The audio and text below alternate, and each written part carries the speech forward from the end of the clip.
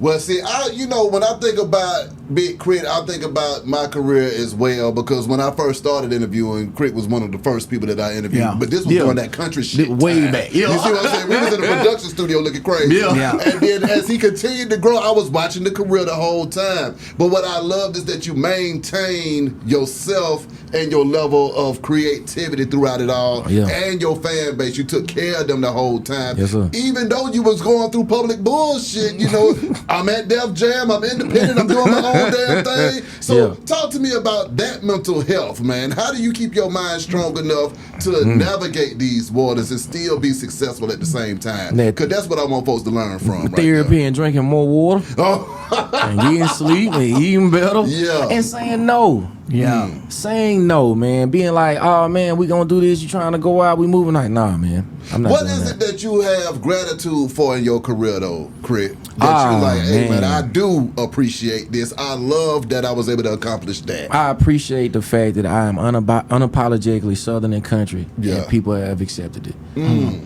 That now, when people go to Mississippi or they think about Meridian, there might be a slight chance that they don't think about Mississippi burning and they think about something else. That's right. They think about the music that we created. They think about Kirby. They think about Akeem Ali, Dear Silas, David Banner. You know what I'm saying? Big Son. Like there's a ton of other artists coming out of Mississippi. So and Jamal Roberts and all that. So there's a narrative here where all I ever wanted was people to listen to folk from Mississippi, respect what we got going on, and the tide is changing. And so that's happening. Exactly. So that's success in itself, and I'm grateful for that. I'm here for that. You and Big Son, though, man, y'all managing to keep y'all partnership together all these years. Yeah, man, because that's my brother. Okay. Yeah. Okay. Because, it's hard for brothers to maintain Tell me about it. Look, it's one of those narratives where, and even on a career level, things change, right? It is what it is. But again, it's that narrative of understanding, bro. Is it all coming back to making great music and putting on for Mississippi and the South? Yes. I'm with you on that. And that's what it is, man. But exactly. I mean, as we get older, we supposed to go our separate ways. I mean, that's why we got highways and byways. With respect, though, with respect, and not trying to take away the fact that we did what we did together. Exactly. I mean, all that go hand in hand. But the narrative in there is that people, normally the first time someone hears your music or the first introduction is going to be the most powerful. Yeah. So the supporters and the people are always going to remind you of where they heard everything involved. Exactly. Yeah.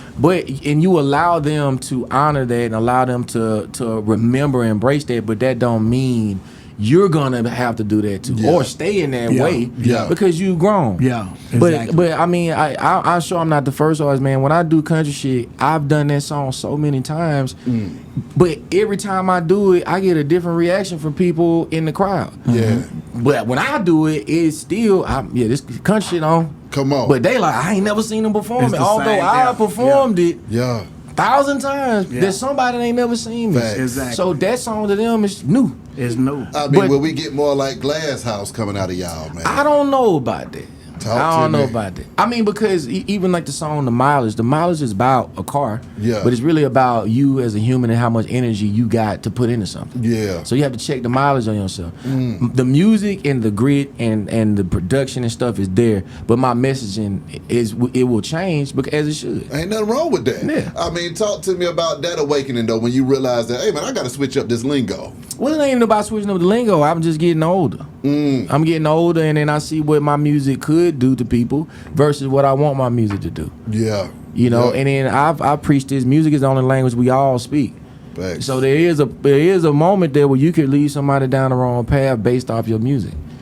I mean, do you have nights where you sit up and feel like your music did that to people though, Krit? Man, because I feel like you saved more lives than it can go both ways, but I think it's just the narrative of looking at the time. Certain phrases change, certain things change, I change, and so I just implement how I feel in the music now differently than then, and then people can hear the growth. Exactly. Now, when it comes to performing a song, again, it might be the first time they ever seen me perform, and we'll rock out. Yeah. But then on top of that, I'll do one of the new records that totally talks about something that combats that, which is okay. It's okay. Yeah, it's totally okay. Working with currency when it comes to like doing music to the car culture, how was that? I mean, well, shoot, we think about blog era, and this is when I was talking about my Monte Carlo all the time. You know what I'm saying?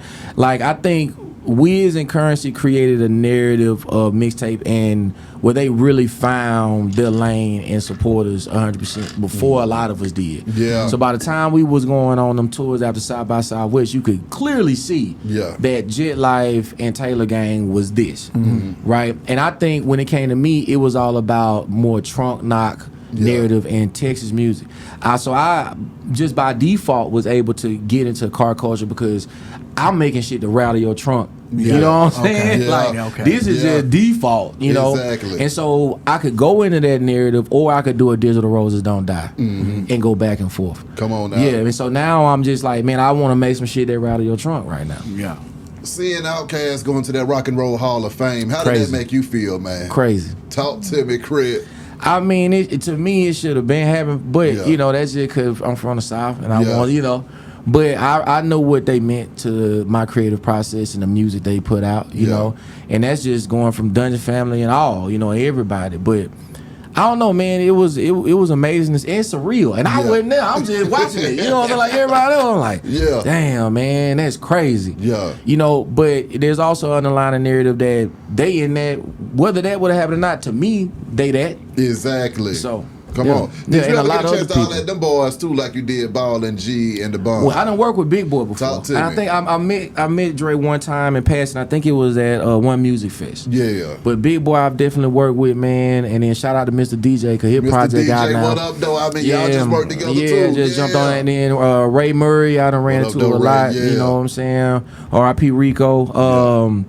But yeah, man, just I mean it. Yes, shout out to Big Floaty, man. Big Floaty, because Big Floaty was the first person I ran into when I moved to Atlanta. Him and Jimmy Swagger. Yeah, on some beats and stuff. So what did that move to Atlanta do for you though, Krit? Oh, it was scary. The traffic alone had me thrown off.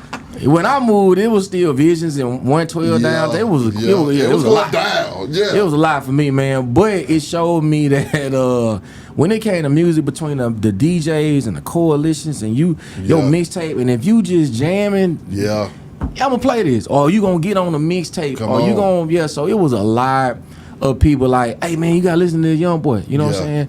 And it just took time and a lot of proving myself as it should. Exactly.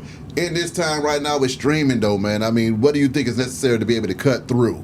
I mean, clearly there's an algorithm there. Yeah. You know, I think we all trying to cut through the algorithm. I'm pretty sure you're like, man, I posted it. Like, bro, I didn't see it. You know what I'm saying? Yeah. And I think a lot of it is just, again, finding the people that support you and allowing them to then tell other people about them. I mean, about you as an artist. And just taking it back to that grassroots, being in front of people, being intentional while you're in front of people, man, and then just making music that people can relate to. I feel that. Lastly, Krit, December 5th, man. I mean, what's happening? Dedicated to Khalifa is coming out. Yes, sir. We finally dropping some this for the Trunk Knockers. I got me and my sub on there, too. I'm with that. Shout out to Carlos Miller, who hosted the project. What up, Dolo? Yeah, man. And so I'm super excited for people to hear, bro, and get from point A to point B in their whips. I'm here for that, man. Let's go. You got anything, let these folks know, Turk? Man, you already know, man. Hey, next time, I'm going to be on the album. Hey, man, look, we gonna put it together. We gonna put it together, OG. Don't worry. And I got beats too. Don't worry about it. Y'all heard the man get down with the movement. Be Hot Radio. Shout out Mr. YNT Turk, Big Krit. Yeah. We go.